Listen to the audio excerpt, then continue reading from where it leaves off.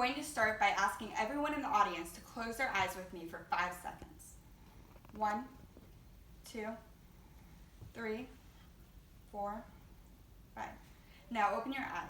According to the NHTSA, that's the average amount of time that it takes to open and send a text message. And at 55 miles per hour, that's equivalent to driving an entire football field blindfolded. If my years as a millennial of the technological era has taught me anything, it's that avoidance is the best policy when it comes to texting and driving. Deaths per year due to distracted drivers continue to be a problem with technology abuse. The problem may be the solution though. Although technology lends a heavy hand in distracted driving, it also plays an immense role in the resolution. With a vast amount of alternative measures, the options are easily accessible to prevent the unnecessary death toll. All it takes is a conscious choice, just one. That's all you get. Are you willing to take that risk? According to the CDC, texting is extremely dangerous as it provides and combines all 3 of the different types of distractions while driving: manual, visual, and cognitive. Reading or sending a message is visual, while manual is taking your hands physically off of the wheel and manipulating a phone. And cognitive is the process that our brain has to undergo in order to respond to that text, especially when we should be focusing on the road. The combination of all 3 of these is extremely deadly. In a research study by WSU, researchers found that texters that are driving make significant more eye movements away from the road. This implies texting drivers are significantly less effective at monitoring the road. What would you do to save 1 person? What would you do to save 2,841 people? Would you put down the phone? According to the NHTSA, in 2018 alone, there was 2,841 people that were killed and over 400,000 crashes due to distracted drivers with cell phones. Studies suggest the ability to manipulate a vehicle is greatly diminished while texting and driving.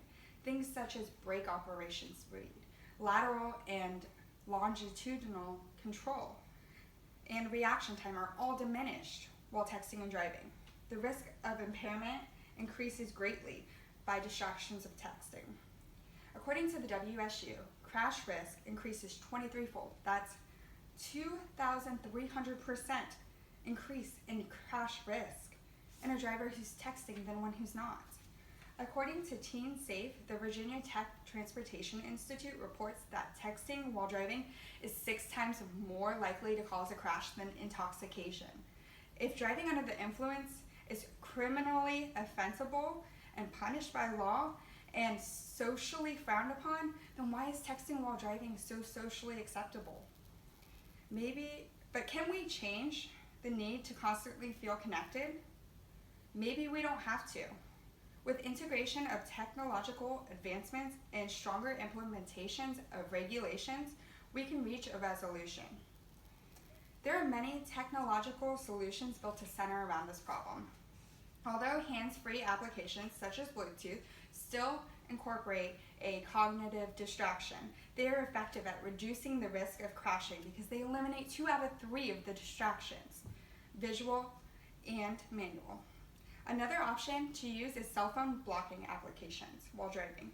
These apps are typically added to your wireless plan. Some of these apps include a do not disturb while driving. By using a geofence technique, the carrier creates a virtual barrier around the driver.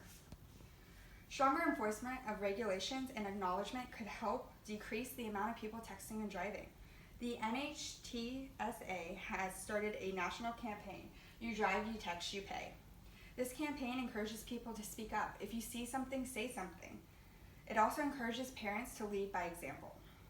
Teen Safe states, according to research conducted by AT&T, 77% of American teenagers report that adults close to them instruct them not to text and drive, but yet they see those same adults texting or emailing while they drive.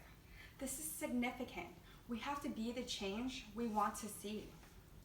In a fast-paced world, many things are subjected to that lifestyle, such as communication and technology. It's no surprise that the world's addiction to a faster living affects the expectation we place on communication. The expectations that are provided by an employer tend to fall into a fast communication category. One key characteristic of being a prized employee is being easily accessible at all times. Employers expect a timely response. If you receive an email from an employer, they expect a timely response. With advancements in technology, self-employment is on the rise. Whether it be running a small business or selling things online, they both require communication with the customer. Customer appreciation is based on customer service, and servicing requires fast responses. In business, people tend to believe that if you don't act fast, you will miss out on an opportunity and lose out on the deal. The marketplace has been strategically structured to encourage and stress the importance of a fast-paced reply. Stocks and auctions exploit the fast-paced market. Buying and selling has to be quick in this setting. The structure is designed to have a window of time that it can be performed. And if you miss it, then you lose out on it. Another example of socially structured, rapid pace of the marketplace is auctions. Auctions have been specifically designed with a countdown to ensure a fast-paced operation. People gravitate towards the specific buying option as they feel is limited and a bargain. The on-demand mentality being engraved into communication can actually be counterproductive to our health. Imagine a world where we are not slaves to our phones and where we do not socially accept the norm of texting and driving. Parents leading by examples and impacting the next generation to prevent these unnecessary deaths.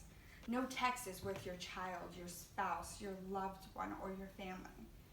The world would have approximately 3,000 more people who get to live to the next day to see their loved ones. A world where acknowledgement and regulations prevented these deaths. Using hand-free devices to reduce the risk of crashes while still communicating as needed. There would be 400,000 less crashes per year. All it takes is the prevention of one, and you can save your family. I ask you, is the result worth the change?